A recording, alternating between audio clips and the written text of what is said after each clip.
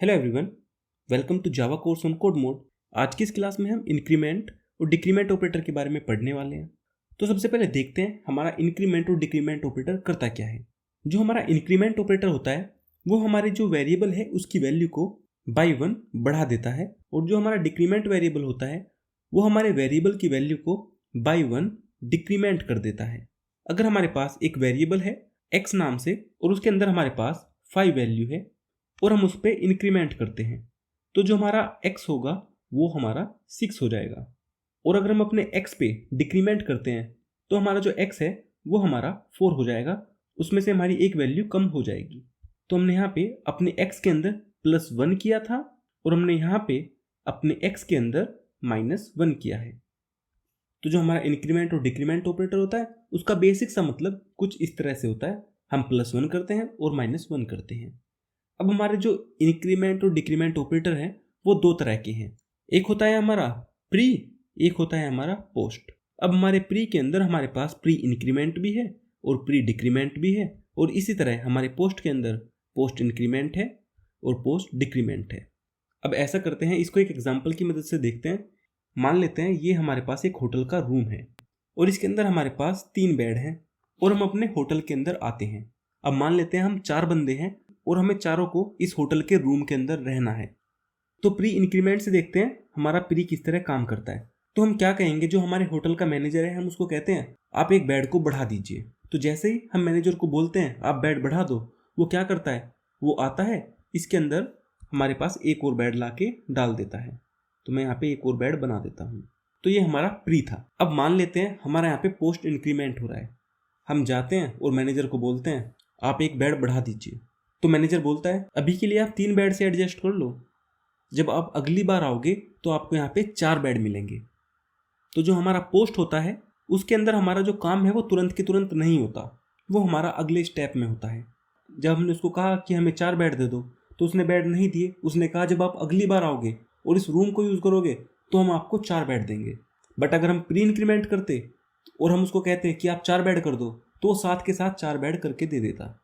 अब मैं ऐसा करता हूँ, इसको क्लियर करता हूँ और इसको थोड़ा और अच्छी तरह से समझने की कोशिश करते हैं। अगर आपको अभी भी समझ नहीं आया है, जब हम अपना प्रोग्राम करेंगे तब चीज़ें और अच्छी तरह क्लियर हो जाएंगी। तो सबसे पहले हमारे पास है प्री इंक्रीमेंट। तो इंक्रीमेंट से जैसे मतलब था हम वैल्यू को 1 से बढ़ाएंगे, हम +1 करेंगे, और जो हमारा प्री इंक्रीमेंट का साइन होता है वो होते हैं 2 प्लस। हमारे पास डबल प्लस होता है इंक्रीमेंट के लिए और हमारा 2 माइनस होते हैं डिक्रीमेंट के लिए। अगर हम अपने दोनों प्लस को किसी वेरिएबल से पहले लगा देते हैं तो वो हमारा प्री हो जाता है। प्री से मतलब पहले और पोस्ट से मतलब बाद में। अगर हम बाद में लगा देते हैं तो वो हमारा पोस्ट हो जाता है। इसी तरह अपने डिक्रीमेंट के साथ अगर हम अपने दोनों माइनस किसी वेरिएबल से पहले लगा देते हैं तो वो हमारा प्री डिक्रीमेंट हो जाता है, और अगर बाद में लगा देते हैं तो वो हमारा पोस्ट डिक्रीमेंट हो जाता है। और अगर हम इसके अंदर एक बात नोट करें तो हमने कुछ इस तरह से लिखा है ++i।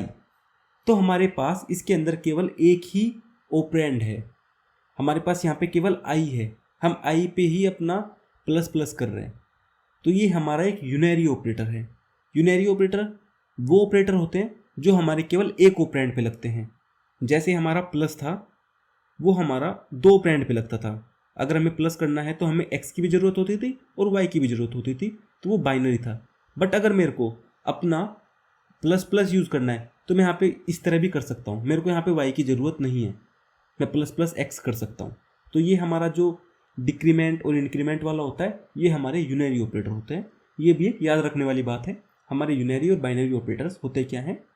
अब जो हमारा इंक्रीमेंट वाला होता है उसका मतलब सेम ही होता है। यहाँ पे भी अगर हम अपने प्री इंक्रीमेंट को देखें और अपने पोस्ट इंक्रीमेंट को देखें तो हमारे यहाँ पे साइन तो अलग अलग हैं। यहाँ हमने ++i लिखा है, हमने यहाँ पे i++ लिखा है। बट अगर हम देखें तो यहाँ पे भी हमारा i = i+1 है और यहाँ पे भी हमारा i = i+1 है। इसी तरह हमारा डिक्रीमेंट वाला है। तो अब ऐसा करते हैं, सीधा अपने प्रोग्राम पे जाते हैं और वहाँ से समझेंगे कि ये किस तरह से काम करेगा, जिससे हमें अच्छी तरह और भी समझ आए। मान लेते हैं हमारे i की वैल्यू है 10 और हम क्या कर रहे हैं, i पे अपना प्री इंक्रीमेंट लगा रहे हैं। अब प्री से मतलब क्या था, जैसे हमने अपने होटल रूम से देखा था, हमने उसको कहा था आप हमारे रूम के अंदर 4 बेड कर दो। तो उसने तुरंत के तुरंत अपने 4 बेड कर दिए थे। अब हमने यहाँ पे क्या किया है, आई के अंदर इंक्रीमेंट किया है, वो भी प्री वाला।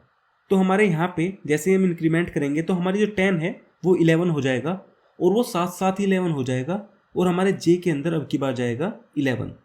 तो हमारा जो जे है वो हमारा 11 हो चुका है और हम अपने आई और जे को प्रिंट कराएंगे तो हमें आउटपुट में दोनों में 11 मिलेगा। अब बात करते हैं अपने पोस्ट इंक्रीमेंट की, तो उसको देखते हैं वो किस तरह से है। तो जो हमारा पोस्ट इंक्रीमेंट है सेम वही है, आई के अंदर हमारे पास 10 वैल्यू है, हम आई को इंक्रीमेंट कर रहे हैं। अब की बार हमने पोस्ट इंक्रीमेंट किया है। अब इसको उसी एग्जांपल से समझते हैं। हमारे रूम के अंदर 3 बेड थे और हमने उसको कहा कि भाई 4 कर दो, तो वो क्या कह रहा है, अगली बार कर दूंगा बट अब की बार आपको 3 से ही काम चलाना पड़ेगा। तो इसी तरह मान लेते हैं हमारे पास यहाँ पे 10 बेड थे और हमने वहाँ पे अपना पोस्ट इंक्रीमेंट किया, तो अभी के लिए तो हमारे 10 ही रहेंगे, बट जब अगली बार हम अपने आई को यूज़ करेंगे तो हमारे वहाँ पे 11 हो जाएंगे।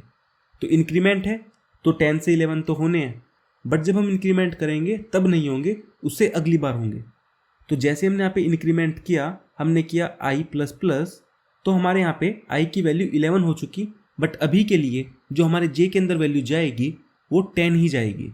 जब हम अपने आई को अगली बार यूज़ करेंगे तो हमारे यहाँ पे हमें 11 मिलेगा। तो जो हमारा पोस्ट इंक्रीमेंट है वो कुछ इस तरह से काम करता है और हमारा जो प्री इंक्रीमेंट है वो कुछ इस तरह से काम करता है। प्री साथ साथ ही इंक्रीमेंट कर देता है और पोस्ट हमारा अगले स्टेप में इंक्रीमेंट करता है। अब इसका हमने प्रोग्राम भी बना रखा है, तो प्रोग्राम में इन सभी चीज़ों को एक साथ देख लेते हैं और फिर ऐसा करते हैं अपने जो डिक्रीमेंट वाले हैं उनको भी देख लेंगे, वे भी किस तरह काम करेंगे।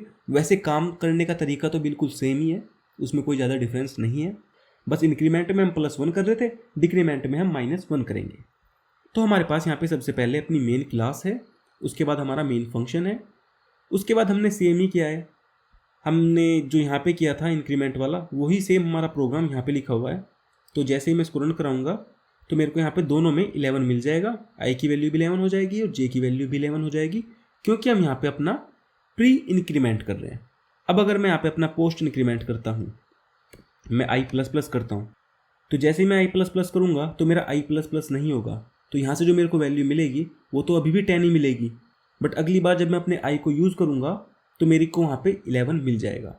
और जैसे ही मैं इसको रन कराऊँगा तो मेरे को आई की वैल्यू तो मिलेगी 11, बट मेरा जो जे है जिसके अंदर मेरे आई प्लस प्लस की वैल्यू थी वो अभी भी 10 ही है, उसमें चेंज नहीं आया है। अब अपने डिक्रीमेंट को देखते हैं। अगर मैं यहाँ पे पोस्ट डिक्रीमेंट कर देता हूँ, अब मैंने पोस्ट डिक्रीमेंट किया है तो वैल्यू साथ साथ डिक्रीमेंट नहीं होगी, वो 10 की 10 ही रहेगी, बट जब हम अपने आई को अगली बार यूज़ करेंगे तब उसकी वैल्यू डिक्रीमेंट हो जाएगी। अगर मैं रन करके दिखाऊं तो मेरे आई की वैल्यू 9 हो जाएगी और जो मेरा जे है वो 10 का 10 ही रहेगा। अब अगर मैं यहाँ पे अपना प्री डिक्रीमेंट करता हूँ तो मेरी जो यहाँ पे आई की वैल्यू है वो साथ साथ डिक्रीमेंट हो जाएगी और जो मेरा जे है उसके अंदर भी डिक्रीमेंट वैल्यू जाएगी, मतलब मेरा 10 9 हो जाएगा और जे के अंदर 9 जाएगा और मेरा यहाँ से भी 9 प्रिंट होगा और यहाँ से भी 9 प्रिंट होगा। रन कराऊंगा तो मेरे को दोनों 9 9 मिलेंगे। तो जो मेरा pre increment, pre decrement, post increment, post decrement होता है वो कुछ इस तरह से काम करता है। आई होप आपको समझ आया होगा। अब इसके बाद आपके पास एक क्विज़ है जिसको आपको सोल्व करना होगा। अगर आप इस वीडियो को यूट्यूब पे देख रहे हैं तो आपको वीडियो को लाइक करना है, चैनल को सब्सक्राइब करना है। अगर आप इस कोर्स को देखना चाहते हो तो इस कोर्स का लिंक डिस्क्रिप्शन के अंदर अवेलेबल है, आप वहाँ से जाकर इस कोर्स को देख सकते हो। तो मिलते हैं अगली क्लास के अंदर, तब तक के लिए thank you and bye bye.